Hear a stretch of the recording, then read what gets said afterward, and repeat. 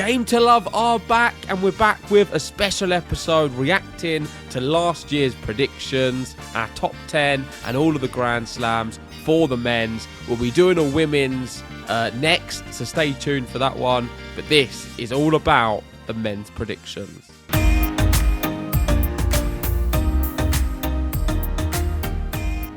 We're finally back again for another podcast, and this time we're talking about our predictions from last year. This one's normally a funny one, so make sure smash a like on the video and subscribe. And this one should be entertaining, because I remember last year we were giving each other a bit of a ribbing for some of those terrible predictions. I had Kyrgios in there. I think you had a few suspect ones as well. Who is going to be the real standout predictor on this year's episode? Firstly, I really don't like the use of the word ribbing. Never use that again. And secondly, great to be back. Like you said, for those wondering where have Game to Love been, a lot's happened. We've had a few Christmas parties and outings. We've had UTS, where we was there for the weekend event and the media days before, getting to speak to some players. Go check out them interviews if you haven't seen them. And a lot going on with work. Some good, some bad, and busy personal lives as well. It's just been very frantic. This time of the year gets a little bit like that. But I would like to say now up until the end of the year or start of the Australian Open in tennis terms, we have some time on our hands. So we're going to be doing as many podcasts as possible these next 15 days or so. Yes. So let's get straight into it. And this one is the men's reactions of last year's predictions. And, well, those who can remember will know exactly where I went wrong. But let's wait and see where that was. Yeah, exactly. I mean, we're going to be going through and we're going to start a new ranking point system of how we're going to score things. This is how it works. If you want to play along at home, you can do so as well. So the exact top 10 position, if you manage to pick it exactly on the nose, it will be no points. So you're looking for as fewer points as possible to be the winner here. And then if they finish inside the top 10, that player, but you don't get them in the exact position, you'll just add a number of points for the amount of positions they are away from the actual position they finished. So, and then outside the, top 10, between 11 and 20 is 15 points. 21 to 30 will be 25 points. 31 to 40, 35 points. 41 to 50, 45 points. 50 to 100, 55 points. 101 to 499, 65 points. And then anything outside the 500 will be 75. But that's very, very unlikely. I mean, we can't be that bad, can we? It can happen if the player doesn't play. I mean, I think you picked Kyrgios last year, 2023, and that must have been close. That was a real stinker. Yeah, wasn't the best. I'm not going to speak too much about that because I've got one myself coming up. But let's have a look at the video. So this is the thumbnail. How did we do? You're clicking on it, and we're going to react to our 2024 predictions. So the first thing we've got, of course, is the top 10 rankings. There we go. And Sinner, let's go through what they were. So Sinner finished number 1, Zverev 2, Alcaraz 3, Fritz 4, Medvedev 5, Ruud 6, Novak 7th, Rublev 8th, Dimonor 9th, and Dimitrov 10. Yeah. I probably will start instantly with the biggest shock, and that is Sinner world number 1. I didn't see that coming. Maybe not the biggest shock. Maybe Taylor Fritz inside the top 10. I'd say Fritz, in the top 5, number 4 in the world. I mean, didn't see that one coming whatsoever. I think Casper Ruud as well. Have we both removed him from our top 10 as well? Yeah. And he's back there again, number 6. I mean, I think we've sort of given ourselves a bad name in putting Casper Ruud down a little bit over the past few years, despite his good performances in slams, and he's always proven us wrong. So I stand corrected once more by Casper Ruud. Yeah. Dimonor and Dimitrov, neither of us went for them. No. But your Draper one's a good one. Let's start with there. So your 10th Draper isn't too bad. He finished 15th, I believe, not too far away from the top 10. Yeah, not bad. And that was a good sort of 10th pick. However, on the contrary, my one, Rafael Nadal, it was wishful. He ended up retiring. I mean, how can you have a top 10 player that retires in the year? But I understand my rationale behind why I did it at the time. A lot of it was love and heart. And I believe if he beats Zverev in that Roland Garros match, who knows? May have gone on one Roland Garros, and then he would have been a lot closer to that top 10. Official ranking at the end of the year, finishing with 380 points and 153 in the world. But no one's ever going to remember that statistic. It's more going to be remembered for the illustrious career that he gave, and just gave it one last shot in 2024. Just wasn't to be. Unfortunately, yeah, the game moved on. Rafael Nadal's body did not. And we wave goodbye, sadly, to Rafael Nadal. Sad time for tennis. Federer gone, Nadal gone, Djokovic standing strong. And one thing which has never happened on Game to Love, we've not got one single position correct. Yeah. In every year we've done this video, we've got a few greens and some spot on. Neither of us got one position spot on the men's. We both went Alcaraz, we went Djokovic second. We both all went. The top four was exactly the same. Yep. Alcaraz, Djokovic, Sinner, Medvedev in that order, and that was not the order. That was not. It was Sinner, Zverev, Alcaraz, Fritz. Just goes to show, like, fair play to anyone who got that. I will put it out there. I don't think not one person predicted that top four. Yeah, I mean, nobody. I think even predicting the top three in that order was a bit weird. Not to have Djokovic there, to have Sinner as the number one. It looked like Alcaraz was the better of the two. We saw Sinner was coming, and I think we both were quite brave in putting him three. That was like quite a big prediction at the time. You need to understand how well he progressed in 2024. Just ridiculous. Like, what a season from Sinner, the standout ATP player, and three was not adventurous enough because he's a world number one. And looking on to next year, I don't want to give too much away about my predictions, but seems unstoppable. I think the only thing can stop him is if he's banned. Well, yeah, or injury, we don't know about that, or if some of the other players maybe step up and level up their game. Even then, he's just so good. Yeah, I mean, he's on another level right now, but that's what happens in tennis to raise the level of all the other players. You need someone else to step up to the mark now. Who knows? Maybe Alcaraz. Maybe it won't be even Alcaraz. It will be somebody else coming in. I mean, I've loved watching the UTS, and I've loved watching Alex de Minaur's rise into the top 10. I loved speaking to him there at the event as well. I think he's such a great... obviously, he won the UTS as well. I mean, no one's going to look at that and think, wow, that means he's going to challenge for a slam next year. He's 0-9 in his matches against Jannik Sinner. I did speak to him about that as well. But he still feels that if he can get enough pace on his shots, he can then raise his level to be able to beat the likes of Jannik Sinner, because I think he's beaten Alcaraz, but it's just he needs to just go one level more to be able to get the likes of Jannik Sinner out of the way. I think he could be somebody who goes even higher this year. I think Alex de Minaur. I'm not going to give too much away. Let's focus on 2024 and reacting to this season and what's happened. I am already plotting my 2025 predictions. So tomorrow on the tube on the way to work, I'm going to maybe have a little bit more of a tinker with them, move a few positions. I would say it is sensible with a hint of bravery. That's how I've described my predictions.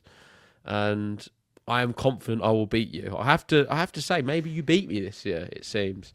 I would say your Ben Shelton one's not the best, going 7th and getting that plus 25. Yeah. But really, my predictions were okay until a point.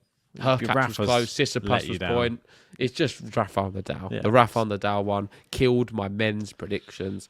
But I can't give myself too much credit because even my Grand Slam ones weren't good. And I think so much was riding on that Roland Garros match. First round, Zverev, Nadal. Zverev went on to have such a fantastic tournament. If Rafa just got through there, I think he could have had a real run. I mean, the draw wasn't too bad the first few rounds, and he would have picked up a lot of points, and it wouldn't have made me look so silly in this situation. But if, buts, maybe, it didn't happen. That wasn't the case. And, that's enough of Rafa Nadal. He's retired. He's hung up the racket. And Stefano Tsitsipas, quickly to speak about him, we both had him inside the top 10. I have a funny feeling neither of us are going to have him next year. It's a tough one, isn't he? I mean, he's just outside the top 10 at number 11. He could quite easily, if all of his points normally are coming in that first half of the year. So if he has a good start to the year, he does well in Australia. He has a great clay court swing, and then he packs up for the year at Wimbledon. And that's pretty much it. I mean, I think that he could potentially get back in the top 10. Do I think he's going to be pushing on top 5? Probably not. Probably be 6 to 10 if it is into the top 10. But he's one of those players. You just never know what you're going to get from him. I think Dimitrov would be the one which could maybe slip out if his form dips. I think he's not that old. I think he's only just into his 30s. But he's another one. The single-handed backhanders, I mean, they're the two there. I don't think that's the type of tennis that wins any like that much anymore. So I don't foresee either of them being long stayers in the top 10, to be honest. Yeah, people who are also close: Tommy Paul, Ugo Umber, Massetti, TFO, Hachanov, Fees actually finishing above Shelton. But in terms of young players, you've got Sinner, Alcaraz, and then beyond that, I mean, Rude and Dimonor both 25, but there wasn't that like real young player who broke inside the top 10. Like we thought maybe a Draper or a Massetti would be able to do it, but just they didn't. Yeah, I mean, I'd say probably some of the more exciting players on the tour this year that we weren't really expecting were the Czech players. I thought Thomas Mahac, I thought he had a fantastic season, ended up in number 25 in the world. Jiří Lehečka, another good one as well. We had Jakub Mensik, another great player from the Czech Republic. Could see Poprin, another player who you obviously good spoke year. to. Yeah, 24 in the world. Great to see. These are all like mid-20s, these players, 24, 25. Very, very promising. And they're above like the likes of Felix, who's down at 29 at the moment. What about Impechi Pericard, 21? He's sort of on the up. Massive serve. Good on hard courts, good on grass. Yeah, I'm really looking forward to my next year predictions, that's for sure. But let's stick with this. And next we have the Grand Slam predictions. So first up was the Australian Open. And it was a massive foul. A monumental foul from Game to Love. We both went for Djokovic. Never a good sign when we go for the same player. No. Djokovic to start the year strong, win the Australian Open. Wasn't to be. Didn't win a single slam, Novak Djokovic. No. Will he ever win one? I don't think so now. I think he's done with the slams. And Yannick Sinner, massive, really big. He was down, 2 sets to Daniel Medvedev, come back 1 in 5. And then beyond that, he was just phenomenal, especially on the hard courts. And Djokovic didn't look at it. Lost to Sinner, and he couldn't win the Australian Open. Yeah. I understand why we went for Djokovic, though. That was the one. If he was going to win a slam last year, it was going to be Australian Open. That was the closest, right? Well, he got to final Wimbledon, yeah. Yeah, I mean, that was because I think, wasn't it Alex de Minaur pulled out? It was the closest, but it wasn't. Do you get what? I feel like the Australian Open still was his closest. Most definitely. Despite being in that final, I felt like he was never going to win that final. He was never in the final. He got absolutely battered by Alcaraz in that final, and he even admits it. He just wasn't at the races. Alcaraz just creamed him. So that one, I think we can be forgiven.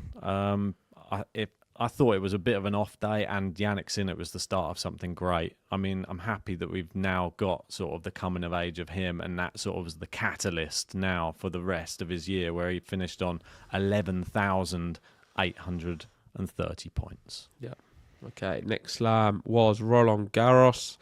This is where I went for Nadal, and you went for Alcaraz and got it correct. So that is on the money. Alcaraz did win Roland Garros. It's going to be one of the Spaniards, but wasn't my one. I mean, Zverev's another good shout. Like someone who I feel like if either of us had him, it's not a bad one. He seems to do quite well at Roland Garros. Maybe one who's a contender for next year. And I don't know. Just I think a bit of a shame, really. That what happened with Rafa, that match. I just can't get. It's left a little sour taste. I think 2024 wasn't how I envisioned Rafa's send-off to be. No. From like the matches he did play, and also the actual send-off itself was all a little bit poor from such a generational talent and a GOAT of his time. For us to not see more, it's just even the matches he lost, like they just, I don't know, a bit of a whimper. I'm still sad. I just don't want to really focus on Rafa's 2024 and just the rest of his year. So I'm going to move on. I feel like it was one of those that you just want to remember him for all of the great things that he did rather than this year. I feel like there should have just been like a one big send-off, maybe after Roland Garros. Don't think he needed to do anything else after that. Like that was the one match everyone wanted to see him in. Didn't really need to see him after that. I mean, I get it trying to finish it on, what was it, Davis Cup, but Roland Garros was the real place. But anyway, on to Wimbledon, and got that one wrong as well, didn't we? Yeah, another big foul. Yannick Sinner. Who did he lose to, Yannick Sinner, at Wimbledon? Medvedev. Lost to Medvedev, and then Medvedev lost to Alcaraz. Right? Yeah. And Djokovic is playing Jacob Fernley or someone. Probably. And then got a bye through to the final. Didn't he? What was it? What was it? His semi-final, his quarter-final that he got. Djokovic's draw at Wimbledon was very fortunate, but still he wasn't able to win. Alcaraz looked good, and he's the one to beat at Wimbledon now. He's won it 2 times in a row. Is he going to get that third? Is Sinner going to bounce back and do something magical? Could we see a Daniel Medvedev? Wimbledon's so up in the air, and I think that's going to be the hardest one to predict next year. Do you think Alcaraz is the best grass court player on tour? Well, it's hard to argue if he's just won 2 Wimbledons in a row, but and in the fashion, he won it as well last year. Yeah, you'd have to say yes, but I still have a feeling that this next year is going to be a bit more open, even. I think we could see something, because obviously we had the Roland Garros where they met in the semi-finals, Sinner and Alcaraz, and it was a super competitive match.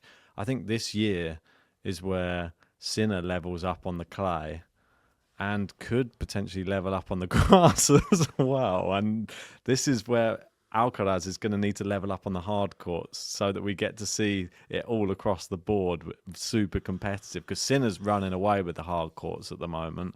So we need someone to like bring him back down to earth a little bit. But maybe we'll have a random winner at Wimbledon. Jacob Fernley? De Minaur, good on grass. Fernley into the top 100 now, 99. Jack Draper, British talent. Like it. I think Draper could go far at the Wimbledon next year. But back to the US Open now, ending the year, the last slam. Yep. And Sinner on the floor. You can see him there celebrating. That was at the Australian Open, I believe. And I went for Alcaraz, you went for Medvedev. It was a mega foul. Yeah, didn't do too well there. I mean, Sinner, just too good. I mean, we should have really seen. If we'd have seen him win the Australian Open, I think we would have made our minds up after watching him win that, and then the rest of the year he was having. But the predictions are made a year in advance for the US Open. It's probably the hardest one to call, I think, out of all of the ones when you're making your predictions in December, because it's a little bit of pot luck as well. There's been very rare someone wins it back to back. It's only a big Rog who really manages to do that. Yeah, and I'd say for me it was the biggest foul of all, because Alcaraz lost to Butik van der Zandschulp in the second round. It was... I put it up there as one of the biggest shocks I've ever seen in tennis. I just did not see it coming at all. Butik was terrible in the match afterwards and lost. Weird performance. And I think what that's done is it's just put a few doubters out for Alcaraz, and people are starting to think, maybe he's not as good as we think. But steady on. He's a fantastic talent, and I don't know. I say these things happen. It doesn't really happen often, but maybe that is his one moment, which we've seen from the big three in the past, and we're going to see him be a lot more consistent in the future.